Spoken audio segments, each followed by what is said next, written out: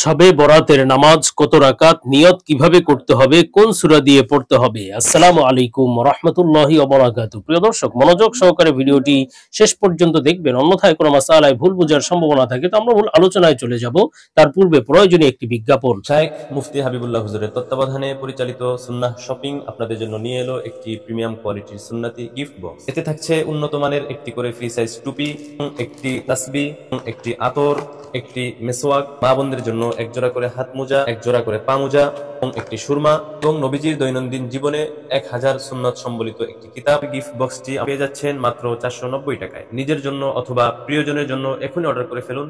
Order করতে স্ক্রিনে দেওয়া ইমো অথবা হোয়াটসঅ্যাপ নম্বরে যোগাযোগ করুন। আমরা সরাসরি প্রশ্নের জবাবে চলে যাই। একটি প্রশ্ন ছিল, শবে বরাতের নামাজ কত রাকাত, নিয়ত কিভাবে করতে হবে, কোন সূরা দিয়ে পড়তে হবে। দেখুন, অনেকেই এই শবে বরাতের নামাজ এবং নামাজের নিয়ম, নামাজ কত রাকাত পড়তে হবে, নিয়ত কিভাবে করতে হবে, কোন সূরা দিয়ে পড়তে হবে, এই বিষয়ে বিভিন্ন প্রশ্ন করেছেন। তো আজকে এই বিষয়ে বিস্তারিত আলোচনা করব। দেখুন, শবে বরাত আল্লাহ সুবহানাহু ওয়া তাআলার পক্ষ থেকে বান্দাদের জন্য একটা হাদিয়া, উপহার।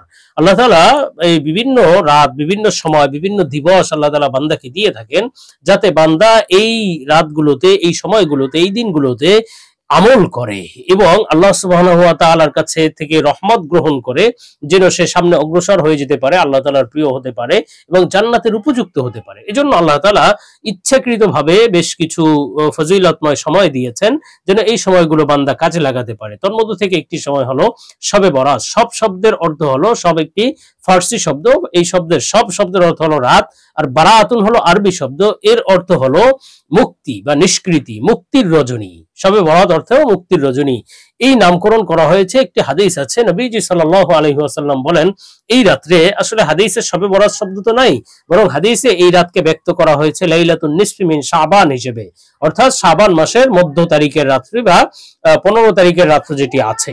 এখন এই যে শবে বরাত, এই শবে বরাতের যে হাদিস রাসূল সাল্লাল্লাহু আলাইহি ওয়াসাল্লাম উল্লেখ করেছেন, এবং সে কারণেই এই শবে বরাত নামকরণ করা হয়েছে মুক্তির রজনী। হাদিসটা হলো, নবীজি সাল্লাল্লাহু আলাইহি ওয়াসাল্লাম বলেন, আল্লাহ সুবহানাহু ওয়া তাআলা এই শবে বরাতে বা লাইলাতুন নিসফি মিন শাবানে যারা আল্লাহ তাআলার কাছে মাফ চান, সবাইকে আল্লাহ মাফ করে দেন। দুই শ্রেণীর ব্যক্তি ব্যতীত আল্লাহ সবাইকে মাফ করে দেন। একটি হলো ওই সমস্ত ব্যক্তি যারা আল্লাহ তাআলার সাথে শিরিক করে বা মুশরিক।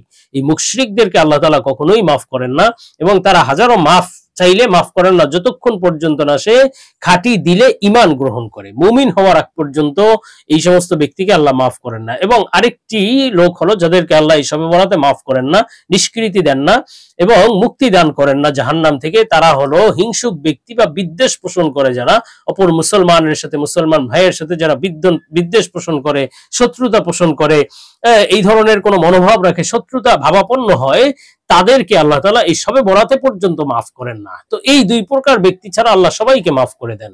এমনকি অন্য হাদিসের মধ্যে পাওয়া যায়, আল্লাহ সুবহানাহু ওয়া তাআলা এই রাতে প্রথম আসমানে নেমে আসেন এবং বান্দাকে ডাকতে থাকেন, আলা মিন মুস্তাগফিরিন ফাআগফিরুল্লাহ।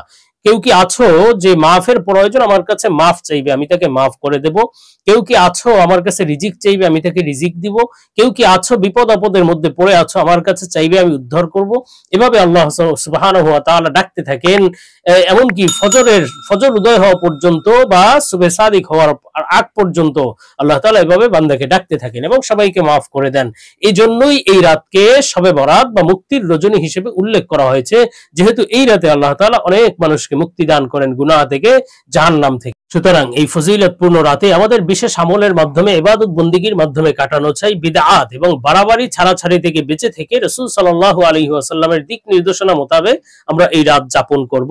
কোন ধরনের বাড়াবাড়ি, লাইটিং অথবা হালুয়া রুটির যে সমস্ত প্রথা আছে, খুব বেশি জাঁকজমক করা, মসজিদে একত্রিত হয়ে জামাতবদ্ধ হয়ে কোনো আমল করা, এই সমস্ত কিছু থেকে বিরত থেকে বরং আমরা একাকী বাস নামাজ পড়বো, নফল নামাজ, এশার নামাজ জামাতে পড়ে, তারপরে সুন্নাত নামাজ আদায় করে, এরপরে একাকী নফল নামাজ আদায় করতে থাকবো।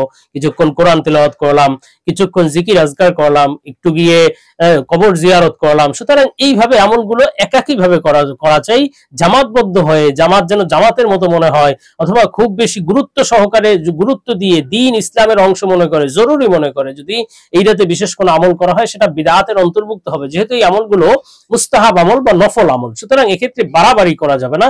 আবার অনেকে ছাড়াছাড়ি করে, যে বলে না শবে বরাত বিদআত, শবে বরাত বিদআত নয়, হাদিসে এটার প্রমাণ আছে। রাসূল সাল্লাল্লাহু আলাইহি ওয়াসাল্লাম এই শবে বরাত উপলক্ষে লাইলাতুন নিসফি মিন শাবান উপলক্ষে বিশেষ কিছু আমল করেছেন, সুতরাং আমরাও সেই আমলগুলো করব। অবশ্য যেটার কারণে বিদআত হতে পারে অথবা বাড়াবাড়ি ছাড়াছাড়ি হয়ে যায় এরকম কিছু করব না। এখন নফল নামাজের বিষয়ে প্রশ্ন এসেছে যে শবে বরাতের নামাজ কত রাকাত, নিয়ত কিভাবে করতে হবে এবং কোন সূরা দিয়ে পড়তে হবে। দেখুন, শবে বরাতের নামাজ কত রাকাত আমরা পড়ব? শবে বরাতের নির্ধারিত কোনো নামাজ নেই। শবে বরাত উপলক্ষে আপনি এশার নামাজ পড়লেন, এশার নামাজের পরে সুন্নাত নামাজ পড়লেন, এরপরে অনির্ধারিতভাবে আপনি যে কয় রাকাত পারেন ওই কয় রাকাত নফল নামাজ পড়লেন।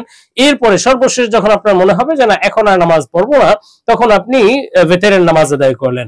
তবে অবশ্যই লক্ষ্য রাখতে হবে আপনি সারা রাত নফল নামাজ পড়লেন কিন্তু পরের দিন ফজরের নামাজ আপনি কাজা করে ফেললেন, এটা কিন্তু গ্রহণযোগ্য নয়, অবশ্যই গুনাহের বিষয়। বরং আপনি ফজরের নামাজ যেন জামাতে পড়তে পারেন, এশার নামাজ জামাতে পড়লেন, ফজরের নামাজ জামাতে পড়লেন, হাদিসে আছে সে সারা রাত ইবাদত বন্দেগী করার সওয়াব লাভ করে।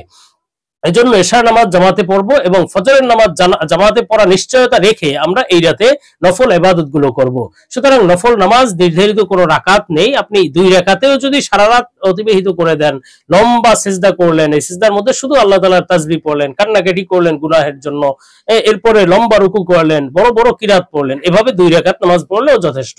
আবার আপনি যদি পারেন যে 50 রাকাত পড়বেন, 100 রাকাত পড়বেন, সেটাও পড়েন, সেটাও জায়েজ আছে। এখন নির্ধারিত সংখ্যায় কোনো নামাজ নেই। এখন আপনি কোন সূরা দিয়ে পড়বেন? অনেকে মনে করে যে সূরা ইখলাস 3 বার করে পড়তে হবে প্রত্যেক রাকাতে, এমন কোনো নিয়ম নেই। বরং আপনি যে কোনো সূরা দিয়ে, কোরআনুল কারীমের প্রথম রাকাতে সূরা ফাতিহা পড়বেন, সূরা ফাতিহার সাথে আরেকটি সূরা মিলাবেন, যে কোনো সূরা। আবার দ্বিতীয় রাকাতে সূরা ফাতিহার সাথে যে কোনো সূরা মিলাতে পারেন। সেক্ষেত্রে সূরা ইখলাস 3 বার মিলালে সেক্ষেত্রে নামাজ হয়ে যাবে, আপনি সেটা করতে পারেন। কিন্তু এটা যে জরুরি বা এই রাতের নামাজের নিয়ম, শবে বরাতের নামাজের নিয়ম যে প্রত্যেক রাকাতে সূরা ইখলাস 3 বার পড়তে হবে এমন কোনো কথা নেই। আপনি যে কোনো সূরা দিয়ে পড়তে পারেন, এটা জায়েজ আছে। এবং কিভাবে নিয়ত করতে হবে, শবে বরাতের নামাজের নিয়ত কিভাবে করবেন? আপনি শুধুমাত্র 2 রাকাত করে নামাজ পড়া উত্তম। রাতের নামাজগুলো সালাতুল লাইলি মাসনা মাসনা, সুতরাং 2 রাকাত করে নিয়ত করবেন। 4 রাকাত করে নিয়ত করলেও হবে, তবে উত্তম হলো 2 রাকাত করে পড়া। সেক্ষেত্রে আপনি নিয়ত করবেন আমি 2 রাকাত নফল পড়ছি। এক্ষেত্রে আলাদা কোনো নিয়ত নেই যে শবে বরাত উপলক্ষে আলাদা নিয়ত করতে হবে, এমন কিছু নেই। আপনি বাস আমি 2 রাকাত নফল নামাজ পড়ছি, এভাবে নিয়ত করে করে আপনি যে কয় রাকাত পারেন বা যে কয় রাকাত আপনি পড়তে চান সে কয় রাকাত পড়তে পারেন। আলাদা কোনো সূরাও নির্ধারিত নেই, আলাদা কোনো নিয়ত নেই, আলাদা কোনো নির্ধারিত রাকাতও নেই।